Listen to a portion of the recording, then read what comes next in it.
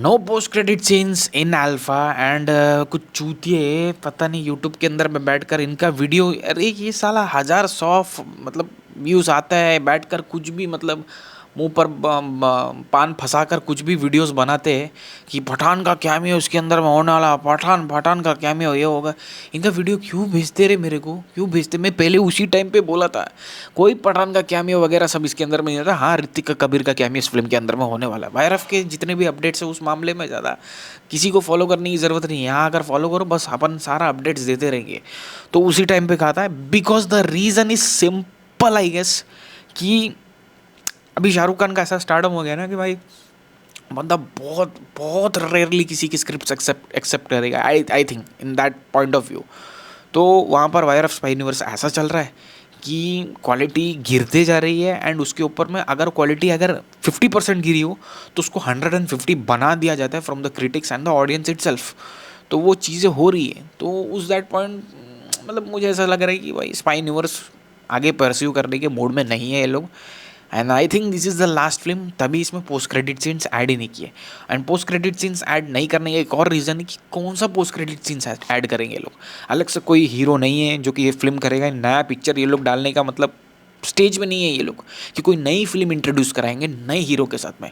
Already जो बड़े बड़े एक्टर्स इस फिल्म के अंदर में उनकी पिक्चर ही खत्म हो रही है। War 2 is a disaster, 200 crore में खत्म हो गई इंडिया के अंदर में वो picture.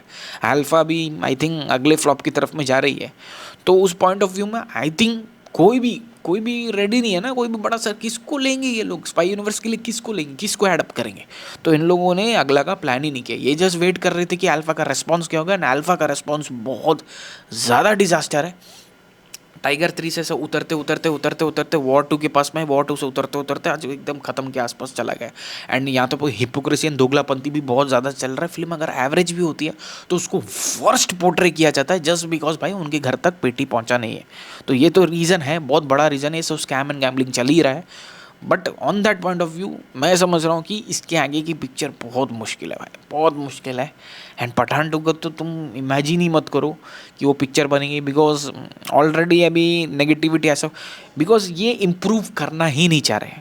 After war 2 they should have thought that कि राइटर्स बाहर से ले, अच्छे राइटर्स ले। अरे एक से बढ़ के एक राइटर घूमते हैं रे, क्या ये मतलब जिनको कोई पहचानता भी नहीं है, जिनको कोई जानता भी नहीं है, बट इंस्टाग्राम में उनके 1000 200 200 250 300 फॉलोअर्स हैं। उन तक रीच करना चाहिए, उसका टीम बैठाना चाहिए, बड़ा सिनेमैटिक यूनिवर्स बनाना चाहिए। वो सब नहीं करेंगे। दारू पीकर कोई बेवड़ा घर के अंदर में पड़ा है उसको जाकर बोलेंगे कि अरे तू लिख दे यार, तू स्क्रिप्ट लिख दे।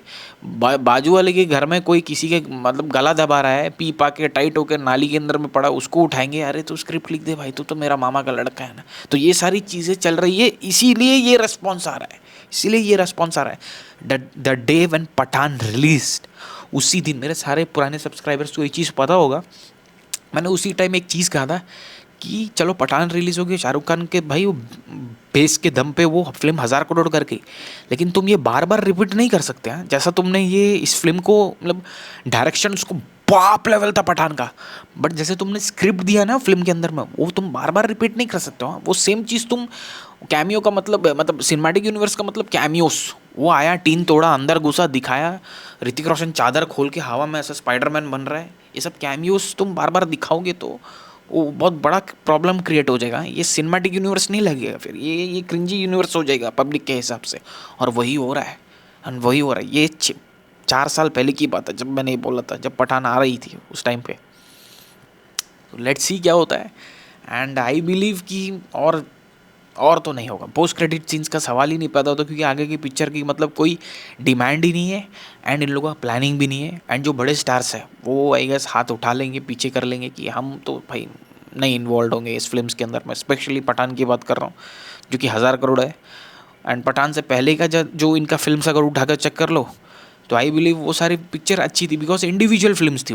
ये लोग मार्वल का कॉपी करके सस्ता कॉपी करने का ट्राई नहीं कर रहे थे, लेकिन वो इंडिविजुअल फिल्म्स थी तो वो एक्चुअली क्वालिटी वाली फिल्म्स लग रही थी।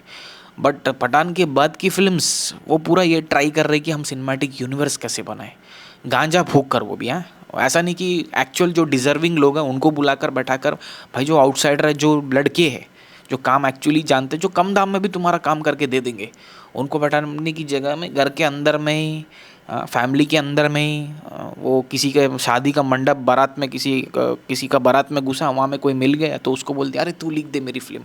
तो ये सारी चीज़ होगी तो ये रेस्पॉन्स निकल कर बाहर आएगा। तब तक के लिए चैनल को सब्सक्राइब करो, मिलते हैं अपने अगले वीडियो के साथ, बाय।